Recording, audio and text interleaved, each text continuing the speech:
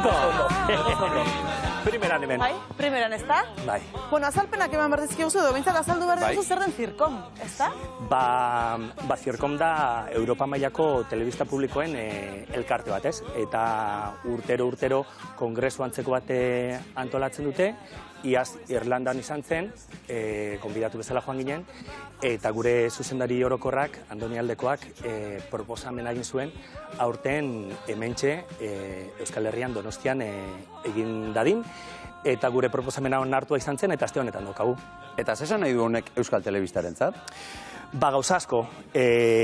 Alde batetik, Zirkomek erakunde bezala, konfiantza jarri duela EITB-en, guretzat sekulako ohorea da, Europa mailako 200 gora profesional hemen elkartzea, esan bezala Europako telebista publiko gehienetako partaideak dira, BBC, Frantziako telebista publikoa, eta beste hainbat, eta azken finean da, aukera bat, telebistak, eta batez ere telebista publikoek garai hauetan ditugun erronkei buruz hitz egiteko, erronka hoiei irtenbideak topatzeko, eta gure kasuan, Euskal Irrati telebistaren kasuan, pixka bat, gure herrialde zoragarri hau ezagutzera emateko, ez? Europako telebista publikotako ordezkari asko etorriko dira, erronkak aipatu dituzu, erronka berdinei egiten diete aurre?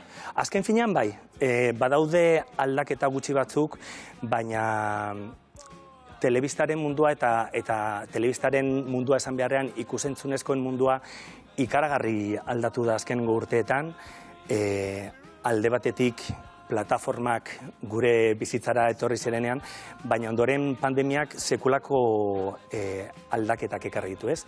Edukiak konsumitzen dituguneran, ze eduki konsumitzen ditugune ikusita baita, eta orduan erronkak gutxi gora bera guztiontzat antzekoa dira. Desinformazioa, gazteak nola erakarri telebista publikoetara, bai. Eta pres gaude gu erronka horiei aurre egiteko, gure lantaldeak, gure talde teknikoak, gure azpiegiturak, pres gaude? Ba, egon beharko, ez? Egon beharko.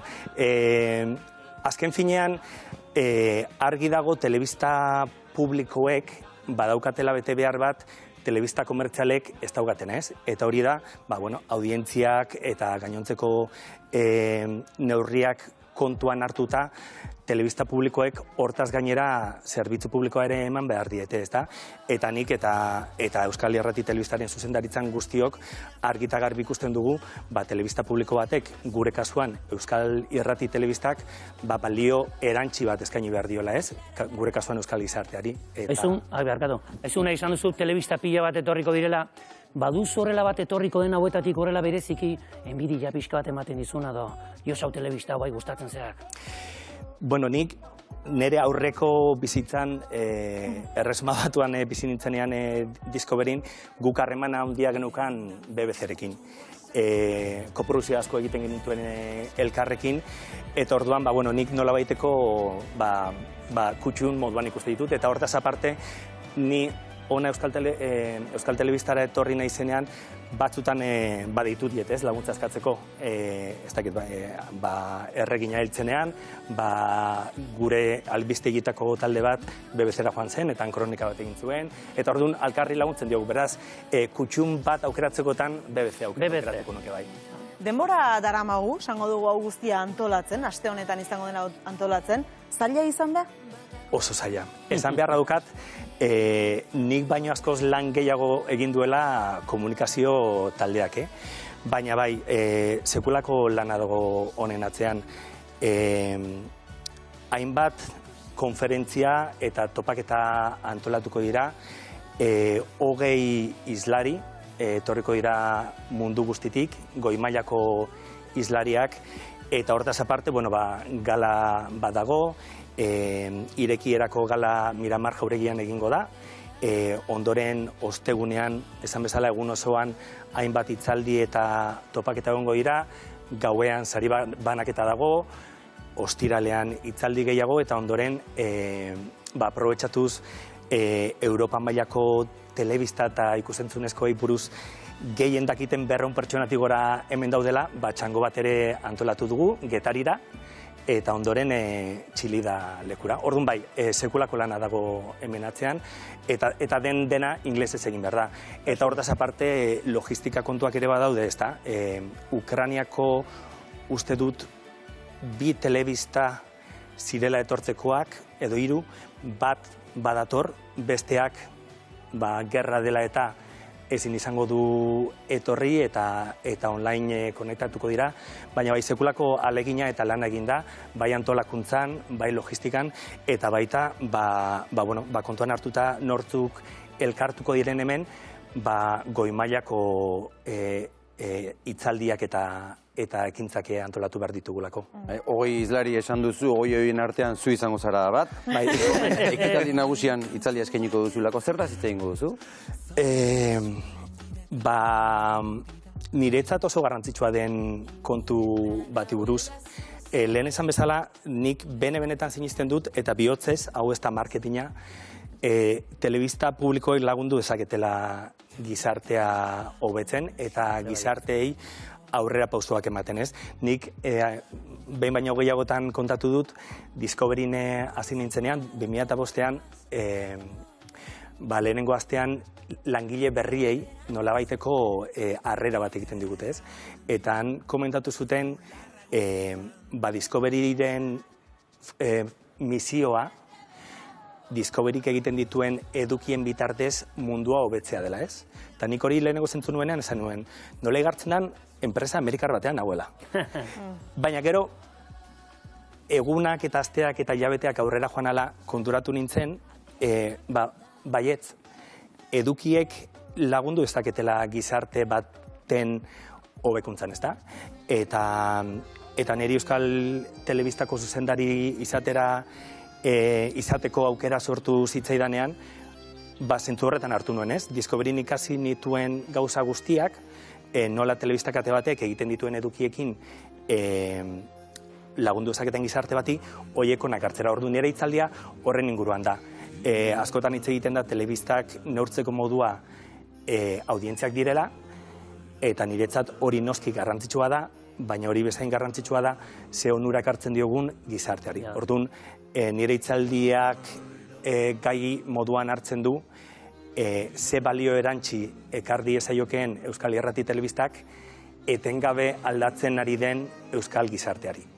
Merkatu global bat, hedabide globalak eta gure hizkuntza gutxitua. Hori da. Euskal Telebistaren sudokua inorena baino zailagoa da? Ez da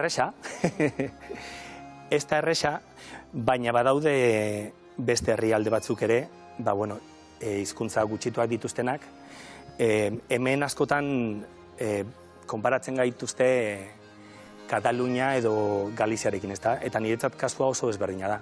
Katalunian 10-9 hitz egiten du bertako hizkuntza eta Galizian 10-7. Hemen benetan gara gutxiengo bat. Baina badaude beste herrialde batzuk Europa mailan gure antzeko egoeran gaudenak. Eta badaukagunak eurek gugandik zer ikasi eta guk eurengandik. Duela urte bete eta erdi gutxi gora bera, Euskal Irrati Telebistaren zuzendaritzak hainbat hilabete hartu zituen gure 2030 estrategia lantzeko, eta horretarako hainbat ikerketa egin genituen. Eta zegoen bat oso interesgarria izpiluak izena jarri geniona, eta orduan begiratu genuen Europako telebista publikoen artean zeintzuk izan litezkeen gure izpilu. Eta adibidez herrialde nordikoetan badaude, eta eurenkin kontaktuan gaude. BBC-ko alde eskozesarekin ere harremanetan gaude. Irlandako TG4 izeneko katearekin ere harremanetan gaude. Eta azken finean, guk beti gure unibertsoan pentsatzen dugu bakarra garela eta beste inor ez dagoela gure lekuan, eta beste inork ez dauzkala guk dauzkagun arazoak, baina ez da horrela. Kanpora atera eta besteekin hitz egitea baino ez dago konturatzeko, berdin-berdinak ez badira ere, beti daudela antzekotasunak eta beti ikasi dezakegula elkarrengandik. Eta kongresu hauek, Zirkom eta beste hainbat, oso erabilgarriak dira horretarako. Elkarrekin hitz egiteko eta elkarrengandik ikasteko. Eta asko ikasten da. Eta zirkomeko beste gaietako bat izaten da, aipatu duzu gainera, telebistak gazteekin daukan harremana, ezta? Bai. Esparruak galdu egin du behar bada gazten entretenimentuaren kontsumoan? Bai, egia da, eta hau ez da gure herrian, Euskal Herrian, hau mundu mailan gertatzen ari den gauza bada, gazteek pixka bat telebista tradizionalari bizkarra eman diotela, eta gehiago joan direla plataformetara. Eta hori, guztioi ari zaigu gertatzen guk, hainbat lan hildo ditugu gazteengana hurbiltzeko. Horietako bat, primeran plataforma da, adibidez. Irailean abian jarriko duguna. Beste bat, albistegietatik egin zen esperimentua reviewrekin, Aitamari review horrekin, eta oso maitza honak eman zituen. Ikusi zen, gazteak gugana ez datozela, telebista tradizionalera ez datozela, baina gu euren gana joaten baldin bagera eta euren hizkuntzan hitz egiten baldin badiegu, kasu pixkat egiten digutela. Aizuta, gazteri buruz hitz egiten ari garela, zuk zer uste duzu nahi? Gaztentzako telebista gazteek egin behar dutela? Ez. Bai eta ez, baina ez dago gaztea izan beharrik, gazteentzat telebista egiteko. Euren ikuspuntua bai euki behar da kontua, baina nire diskobriko azkenengo 4 urteetan Turkiako kateak eramaten dituen, eta ni ez naiz turkoa. Orduan, bai jarri behar gara euren lekuan, eta eurei entzun zer nahi duten eta nola nahi duten, baina ez dago gaztea izan beharrik, nik uste.